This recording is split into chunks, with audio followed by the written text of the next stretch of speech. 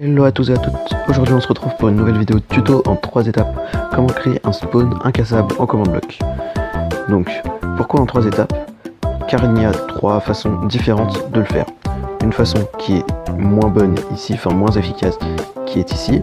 Une autre qui est un peu plus efficace et utilisable, qui est en face de moi.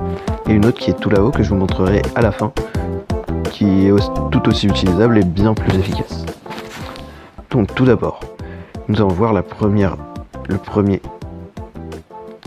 façon moins efficace, on va dire.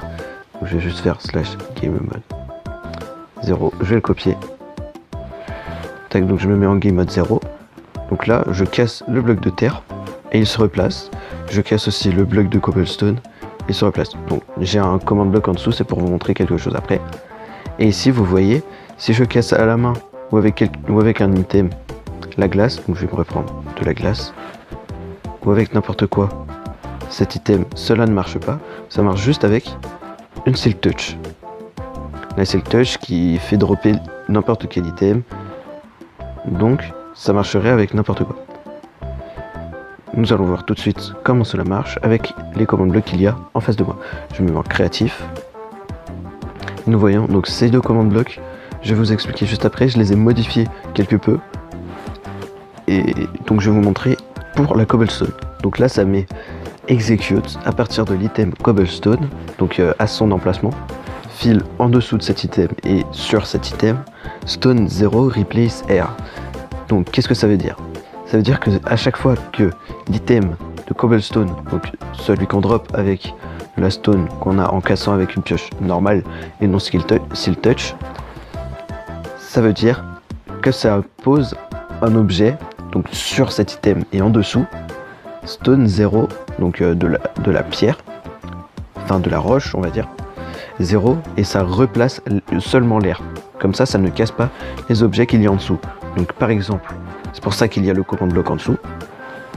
Si je casse, donc là si je me remets en game mode survie et que je casse ce bloc de cobblestone, vous voyez qu'il n'est pas modifié. Alors que si par exemple là il y a un bloc de roche à cet endroit, et vu que j'ai modifié mes command blocks et j'ai enlevé ce replace air, j'arrive pas à sauter, là comme vous le voyez, ça ne replace pas que l'endroit où il y a son emplacement, mais ça replace aussi en dessous, vu que c'est un objet quelconque et non pas que de l'air comme spécifié dans la roche. Et je vais vous montrer le deuxième command block. Le deuxième command block qui est un command block basique, c'est le kill de l'item cobblestone ou d'ici de l'item dirt. Je vous montre cette commande ici où j'ai juste enlevé le R et j'ai juste mis replace.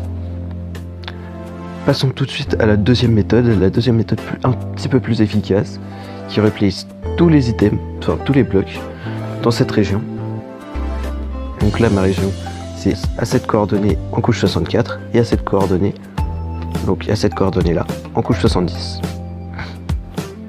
Donc ici, le seul problème qu'il peut y avoir, qui est totalement réglable, c'est si je me mets en game mode 0 et que votre spawn, tout le monde est en game mode 0, cela ne tue pas les items.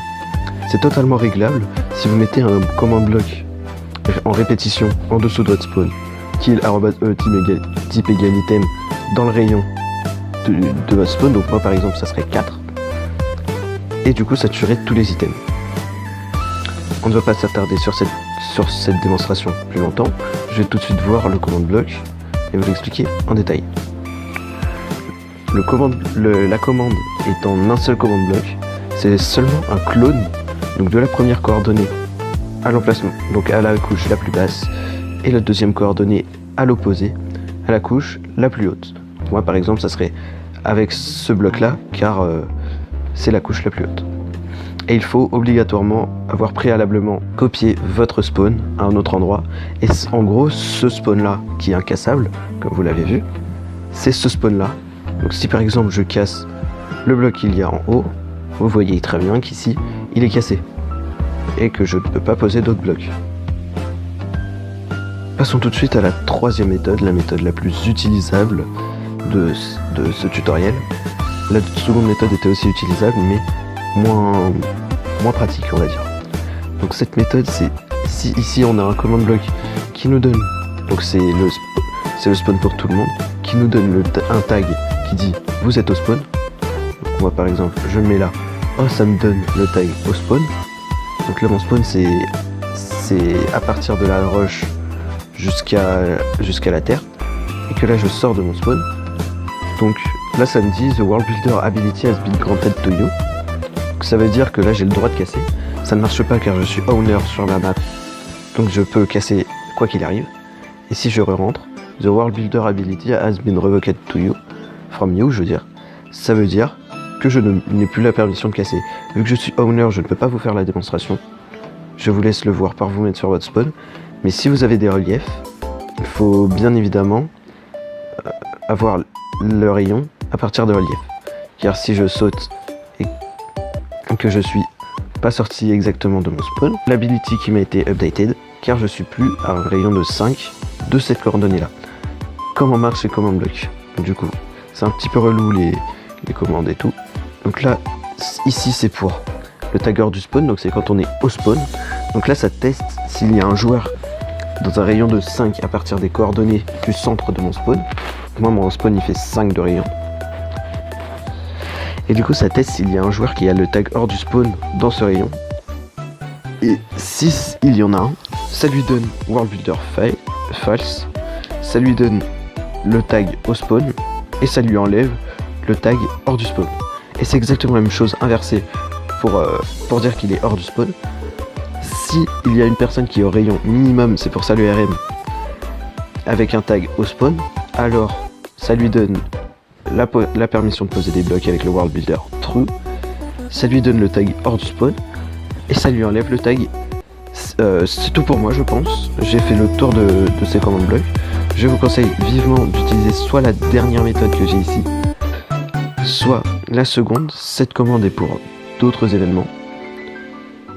Mais c'est vrai que ces deux méthodes sont bien plus utilisables que la première que je vous ai montrée. En tout cas, merci d'avoir regardé cette vidéo, j'espère qu'elle vous aura plu et qu'elle vous aura servi à quelque chose. En tout cas, on se retrouve pour une prochaine vidéo un autre jour. A plus, à plus.